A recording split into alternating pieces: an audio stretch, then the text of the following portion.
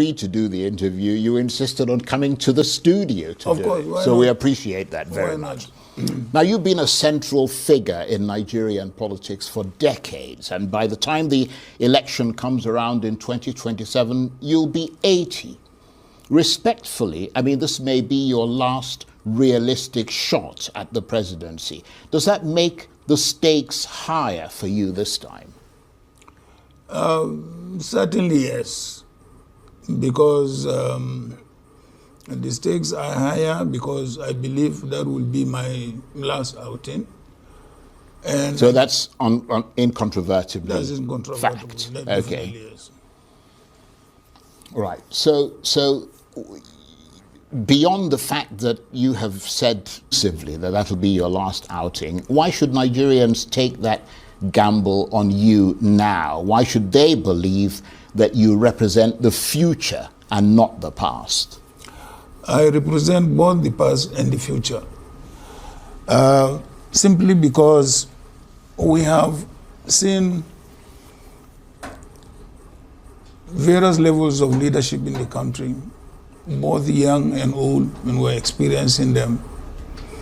And I still believe that our expectations of the young leadership is below what we thought.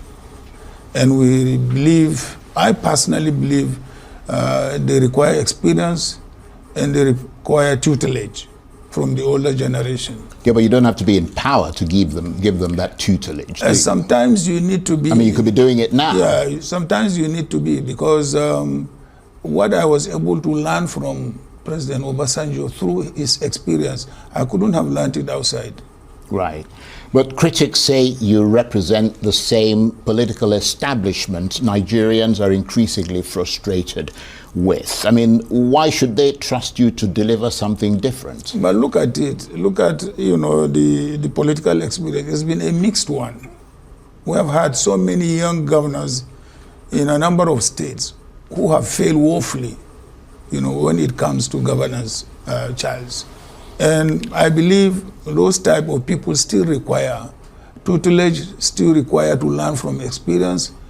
Believe me, I don't think I could have learned, if I were a president, what I have learned, under being vice president to president, because he came with tremendous experience from a military head of state and now to a civilian president. There was a lot I learned. To something else, because if you were to get the ticket, you will run up against an incumbent with what some say is a formidable political machine. What is your concrete strategy to defeat President Tinubu, not just politically, but structurally? But why would I sit down and then start discussing about my political strategy? At this forum. That's a strategy that you're going to have to employ. For all what I know is that a coalition candidate facing Bola Tinubu is dead on arrival. Right, but those are just, I mean, it's almost like a slogan, isn't it? No, it's not a slogan, but it's a fact. I mean, look at the leadership of the coalition. If each and every one of them will bring their zone, to electoral victory, where will Bola stand? Right. Well, let me put it another way, since you don't want to share your strategy for unseating him. What is the one thing President Tinubu is doing today that you would immediately reverse if you became president? Everything is wrong with President Tinubu. So you'd basically sweep everything aside? Everything is wrong with President Tinubu.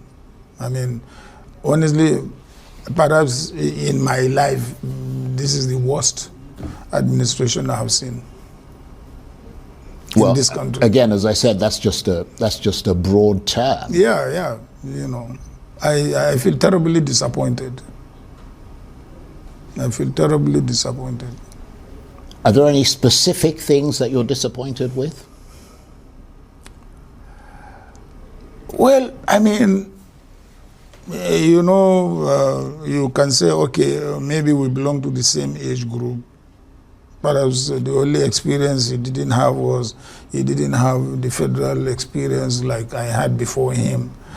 But I thought he would do better than he is doing at the moment. Economically, otherwise, I feel disappointed.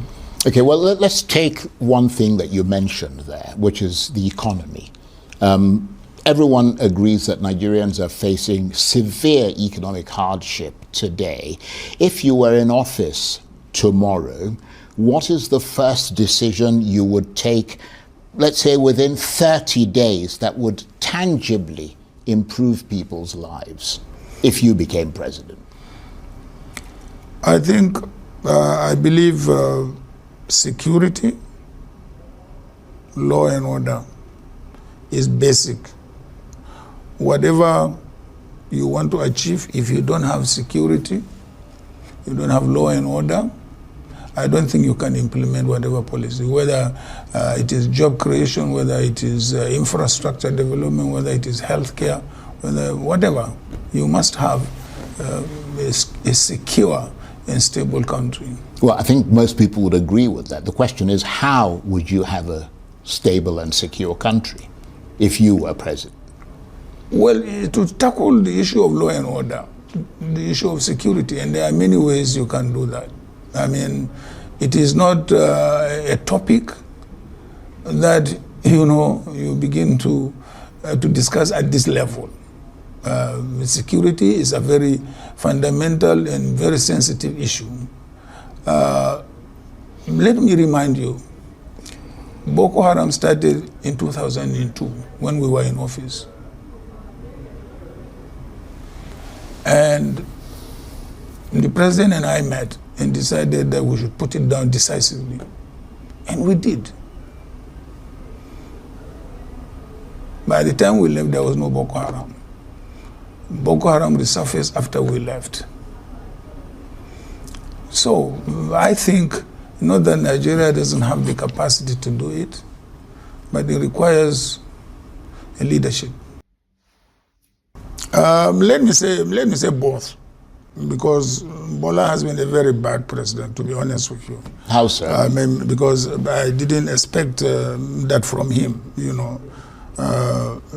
the way he governs the country, whether economically or otherwise. It's a disappointment. Right. Well, I'm going to return to that issue in a minute, because that's obviously important. But if the ADC is about vision, which you suggest that it is, can you clearly state what unites you beyond opposing the incumbent? Well, a number of things unite us. For instance, the issue of deepening our democratic institutions and the issue of separation of powers under the Constitution. We feel very, very concerned about that. We have seen how virtually,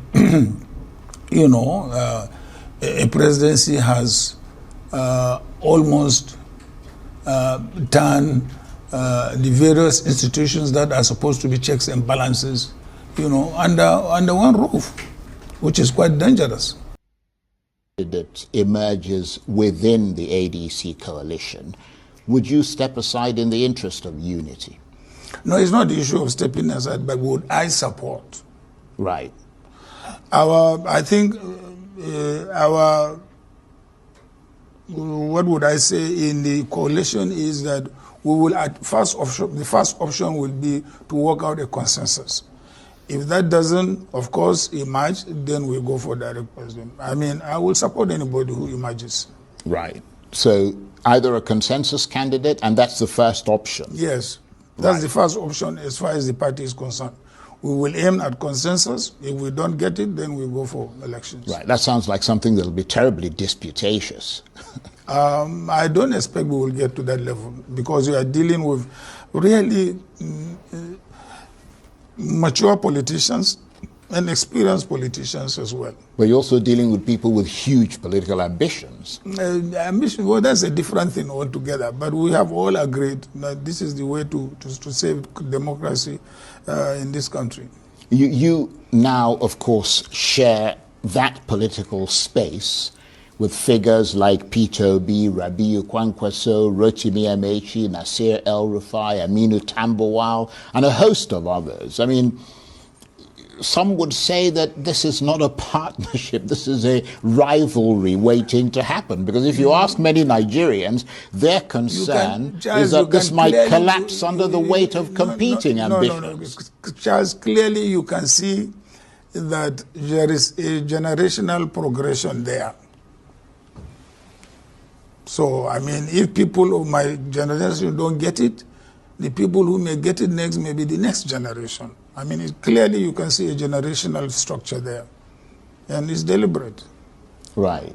If it comes down to one ticket, which ultimately it'll come down to, will you step aside for somebody there like... There is no question of stepping aside. What I'm asking, I want to ask you a direct question now. If it comes down to that single ticket, will you step aside for Peter if he's more popular? Yes or no? I will step aside for any winner. Right. Yeah. Including Peter Obi. Of course, if he is a contender, why not? I mean,